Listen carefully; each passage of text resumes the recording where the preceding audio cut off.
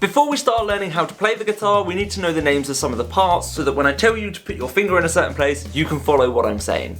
So the guitar is split into three main parts. We have a head, which is where we'll tune the guitar from. We've then got a long neck, which is where for the majority of us our left hand will be, unless you're left-handed.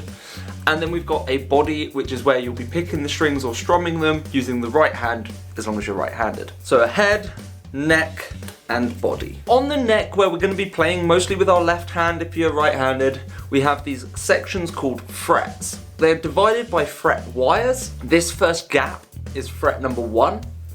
Then fret 2, 3, 4. So we count from the head towards the body. Now different guitars will have a different number of frets. So some of them you'll reach 24, that tends to be the highest end, and majority of electric guitars will go up to 21 to 24, that sort of range. And acoustic guitars will go up fairly high, but normally the body comes down to touch the neck around 12 and 14. So you're not really going to reach much higher unless they've got a cutaway. These dots on the neck are just fret markers. They're simply there to help you find whereabouts on the fret you are quicker. So on all guitars, if they're on those frets, they'll be on the same frets, which are 3, 5, 7, 9, and then 2 dots up on 12, and then it will repeat further up as well. Right now, they're just there for helpful reference. They don't do anything, and not every single guitar has these markers. On the body, we have a thing called the bridge, which is where the strings end or start, depending on how you look at it.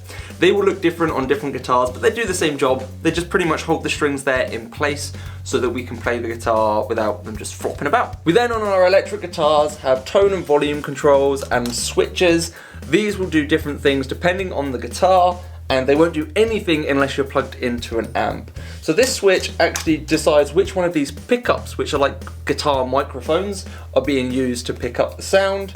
And then a tone dial is kind of like opening or closing a door. If the tone's down, it's like the door's shut, so you get this muffled like, and then as you turn it all the way up, it's like the door's open and you get that tinnier sound. So it depends on what you're after. Have a play around and you'll find which sounds work for you. Again, they're not going to do any difference unless your guitar's plugged into an amp anyway. So the main parts you need to know, we're not going to worry about the electronics most of the time in these courses unless we're looking for tone. So the main parts is the head, neck, body, our frets that we count from the head towards the body, and then obviously our strings. Now these are numbered as well, and we count these like the stories of a building. So we're starting from the ground, there's string 1, and coming up 2, 3, 4, 5, 6. So if I was to say, play the 3rd fret on the 5th string, well then we're going to come to the frets and count 1, 2, 3, and count the strings up, 1, 2, 3, 4, 5, and that's where we'll squeeze. We'll go through how to squeeze to get a good note because there is different techniques to it,